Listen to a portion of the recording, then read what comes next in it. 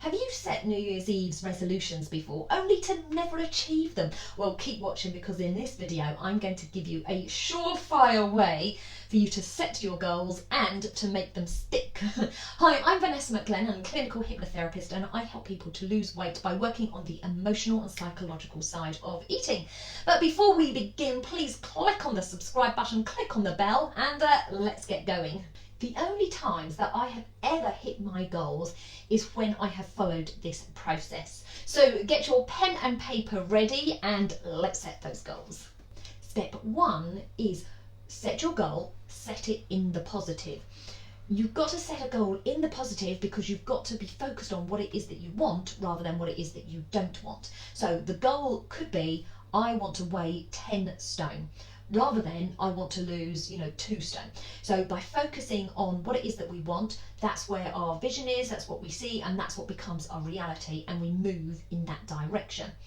So then put a date on it. So putting a date on it again makes it become specific, and you've got a reference point. So I want to weigh 10 stone by the 31st of the 12th, 2021. Make it that specific. Let me know in the comments below what New Year's resolutions and goals you are setting for yourself in 2021. Step 2 is look at the gap. So that is, look at where it is that you want to be, the goal that you've just set yourself, and where you are now. So your goal might be, I want to weigh the 10 stone by the end of 2021, and where I am now is I might weigh 16 stone. So that means I have got 6 stone to lose. So you need to ask yourself, whatever the gap is it achievable and is it realistic? If it's not, change your goal. Doesn't matter if you've got some big, audacious, fantastic goal, but you're not going to achieve it because it's just not realistic. All that happens along the way is you end up being, defeated, and you just end up, sabotaging yourself. So it's much better to have small steps, goals that are much more realistic and achievable, so you feel better about yourself. So when you can analyse the gap, right, and then you can start to get a bit more specific, as in, what do I need to do now to fill that gap? So whatever it is that you are doing now is getting you the results of what is happening now in your life. So think about what it is that you want to achieve. What do you need to do? What actions do you need to do to get to where you want to be? And again, try to be as specific as possible. So rather than I need to eat less, think about, well, how much am I eating now? I am eating roughly 3,000 calories a day.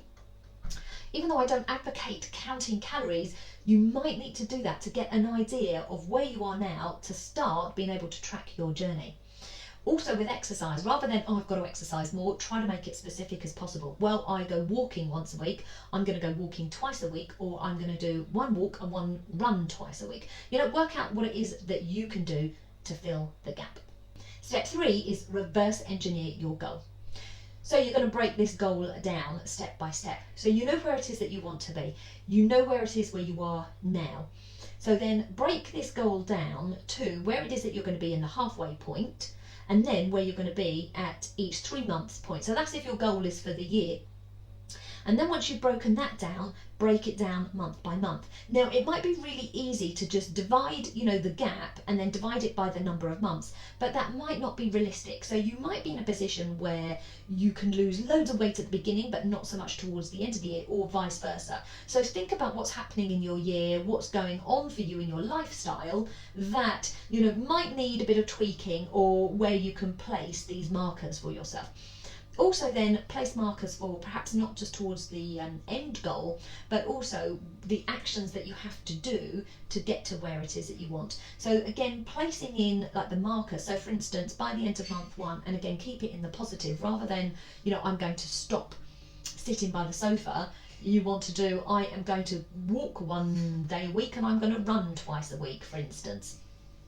Then as you've got it all sort of specifically written down, you're able to track it and monitor your progress. And this, I think, is a real sort of like motivator, because when you're able to track it and you see your progress against your smaller goals, it really keeps you motivated and keeps you going. And also, something's not working, you're able to tweak it and change it, last minute, so that you can keep on the road to success.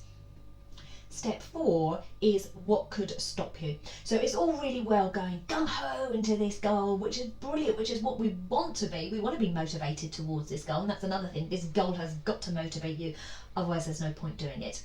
So, however, if we don't prepare ourselves for what is going to stop us, it will come up, hit us like a ton of bricks, take us off our goal, and then it can be really, really difficult to get ourselves back on track quickly. So think about what could stop you. So think of all eventualities. So you want to ask yourself, like, what external event or what outside thing could stop me on my goal?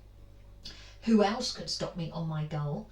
Or what could I do? What might I do that might stop me on this goal? So these could be in the form of events happening, but also your mindset or sabotage that's going to stop you.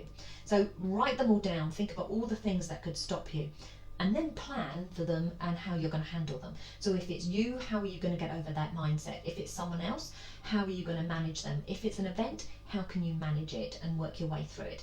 The more that we plan and mentally rehearse for those, the easier it will be to overcome those obstacles.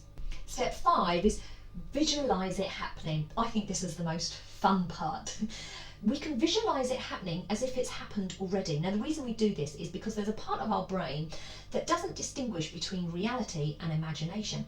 And our unconscious, when it experiences something in our imagination, it really believes as if it's happened or it's happening. And then it sort of changes our beliefs, and we change our behaviours accordingly. So then we start behaving and acting as if this thing is definitely going to happen or it's already happened.